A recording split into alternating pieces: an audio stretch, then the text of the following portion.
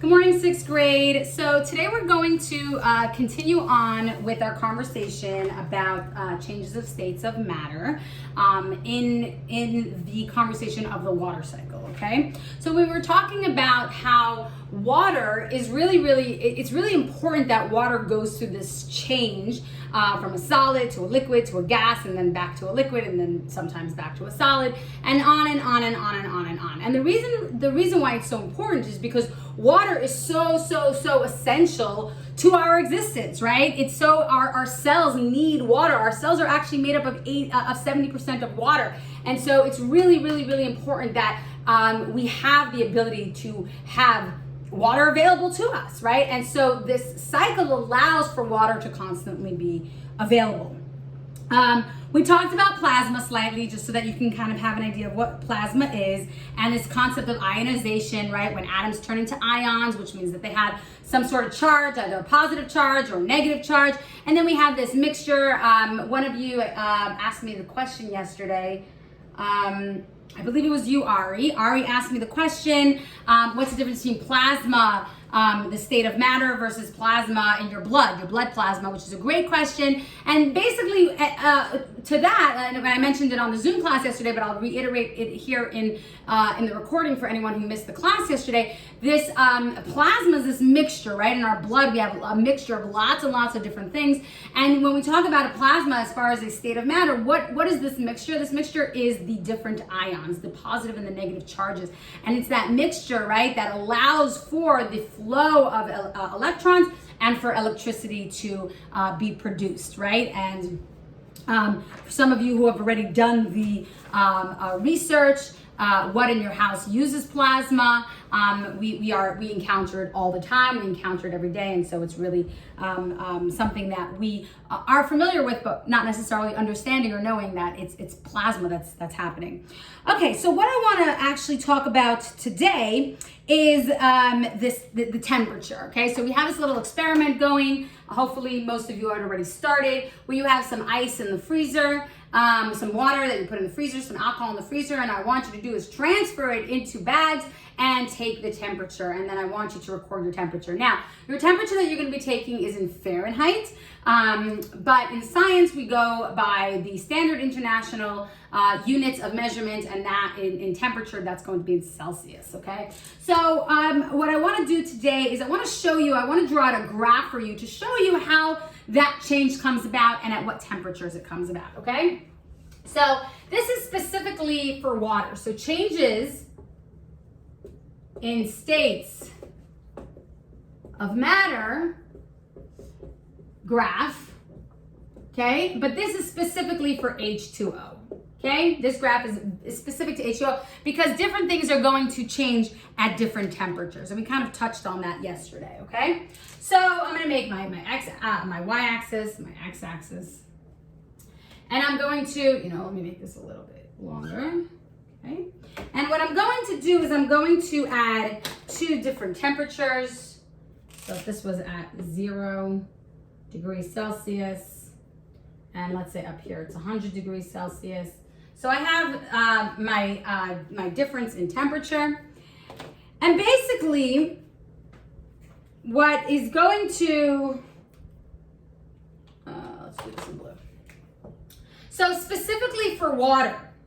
So when water exists below 0 degrees, it's going to be a solid. Okay, so 0 degrees and below, it's going to be a solid, okay? And so let's say as the temperature goes up, this line is going to be that the water is indicating that the water is a solid.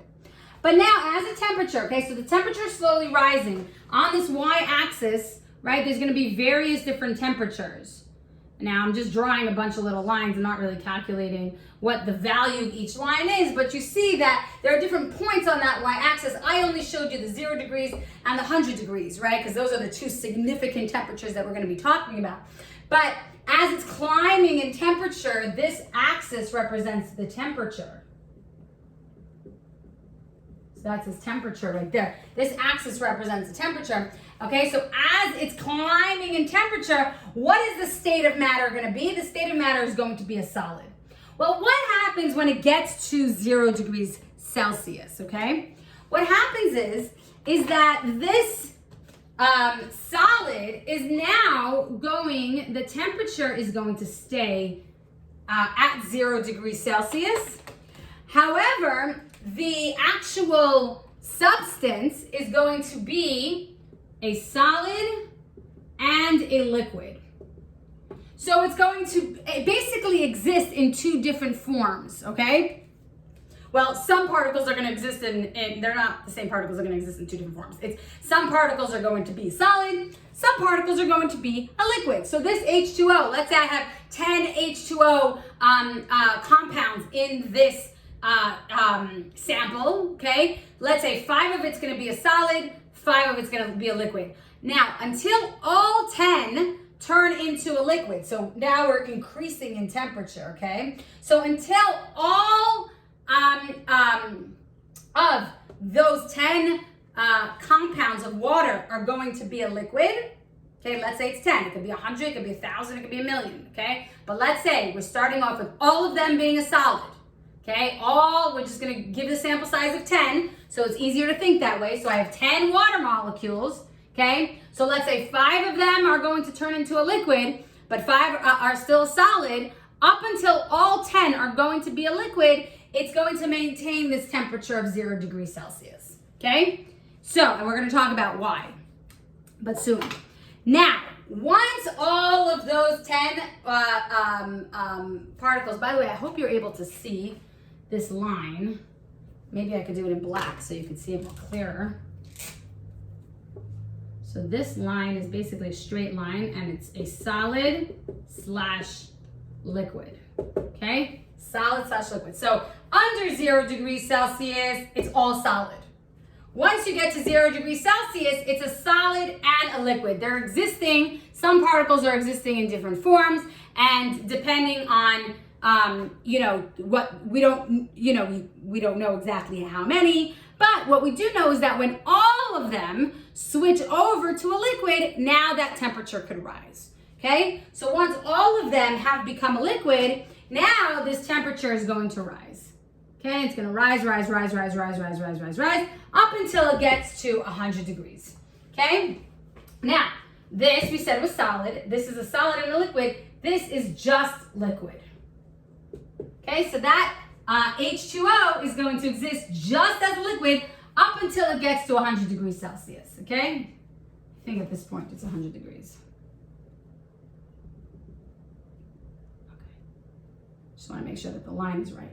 Okay, so at this point, the temperature of the substance has gone to 100 degrees.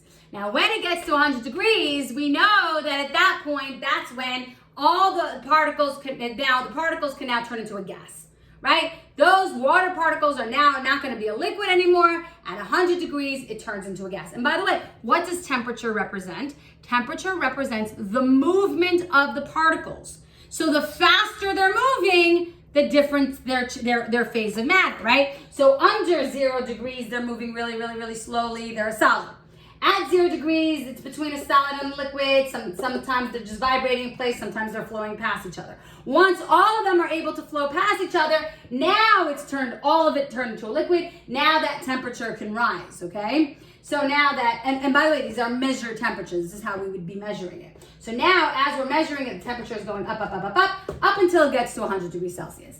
Once it gets to 100 degrees Celsius, I feel like my line got a little bit erased, okay? So now we're at 100 degrees Celsius. Now this water is going to exist as a liquid and as a gas. Okay, so it'll be liquid water and it will be vapor, right? And so it's going to exist as both. Only once. So let's say these are the 10 particles. 5 of them could be liquid, 5 of them could be gas. Only all of them have turned into a gas. Then the temperature can now be measured. As we measure it, the temperature can then rise. And then once it rises, this is all gas. Okay? So if you notice here, we have these like plateaus where, oopsie. So we have these parts where it's solid, okay? All the particles are solid. Then some of the particles are solid, some of the particles are liquid, but the temperature doesn't change. Only once all the particles change into a liquid, that's when the temperature could change. That's going to be a liquid all the way up until that temperature hits 100. So under 100, it's all going to be at a liquid. Once it gets to 100 degrees, it's going to change into a gas, okay? And then once so it's going to, some of them is going to be a liquid, some of them is going to be a gas. So there's going to be this difference between the different particles that are in there. But then once all of them become a gas, then the temperature could change and all of them are now in gas phase. Okay, so this is how this change is going to go. So this is how our graph kind of looks in our changes of states of matter. So if I were to have a pot, let's draw a pot. Okay, so if I have a pot and, okay, so this is my pot and my pot is on a flame. Okay, and I take some ice cubes and I put those ice cubes into the pot, okay? Those ice cubes are 0 degrees Celsius or below, right? And that's why they're solid. Well, once we apply energy, we apply heat to it, well, what's gonna happen to that solid? It's going to get to 0 degrees Celsius as that heat is coming into this pot. Okay, it's going to get to 0 degrees, and at that point, the solid is going to start changing into a liquid. But if I had a thermometer, okay, so if I had a thermometer through this pot,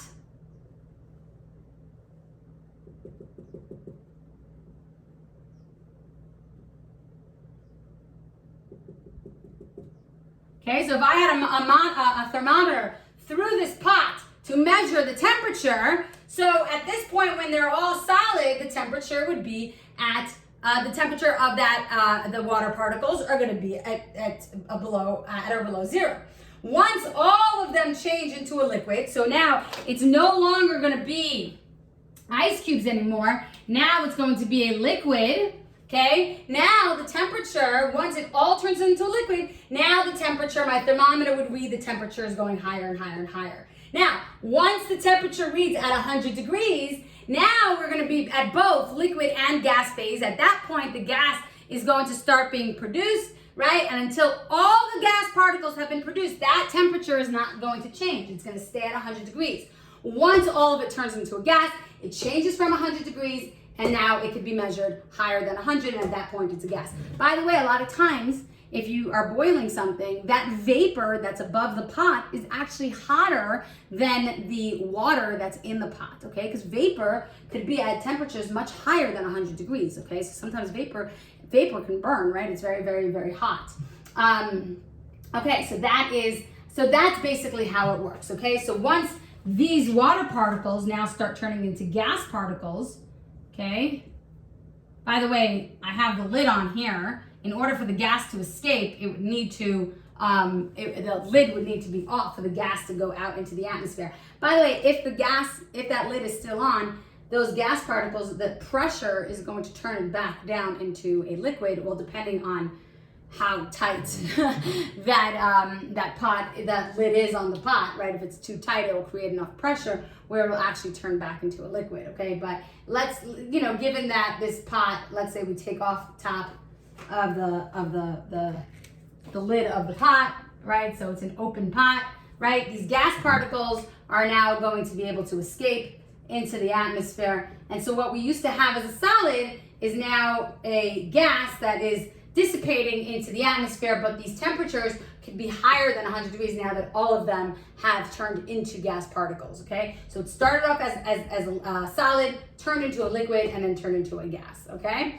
And then when that happened, the temperatures are going to be different. So hopefully you guys understand this concept.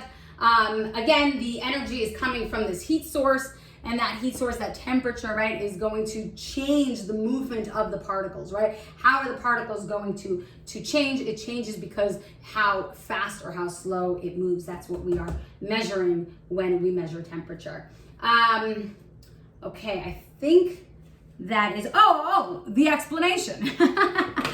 So there's one last thing that we need to talk about is why does it stay at these temperatures? Why is it that from solid to a liquid and from a liquid to a gas, do these temperatures not change, right? You would think like, okay, as more heat is being applied, more temperature, it should get hotter. What difference does it make? Why does it have to stay at 0 and why does it have to stay at 100? So what's happening is that the reason why it's a solid or the reason why it's a liquid, the reason why it's a gas, right, has to do with the attraction between those particles, the attraction between those water particles, right? So if I have a water compound here and a water compound here, right, if they're a solid, they're really, really, really close to each other and they're moving really, really slow. They can't break that apart, right? In order for them to be broken apart, enough energy has to be put into that system to break them apart. Now, they're not bonded like a covalent bond or an ionic bond, right? They're not bonded. They're just really, really, really close together, okay? So in order to break apart that closeness, to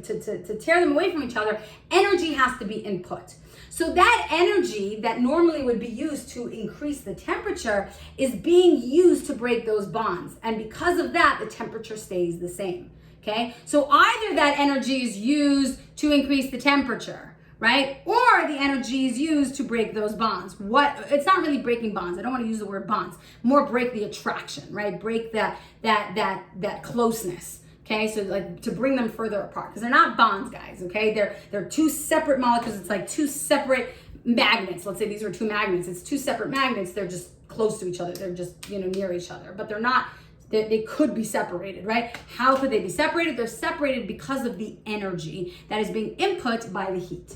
Okay, and that energy is now being used to further apart these attractions, to break apart these attractions, to make them further apart from each other. And because of that, the energy is then not being used to increase the temperature. So once all the 10 compounds have already undergone that where they're separated now, and they're now they're separated to the point where they can float past each other. Now that energy can now be applied to temperature. And that's why there's that pause. So once all these particles have, that energy has been used for a specific function, now that temperature can change. Okay, so hopefully that's understandable. Any questions, you can ask me during our class later. Have a wonderful day.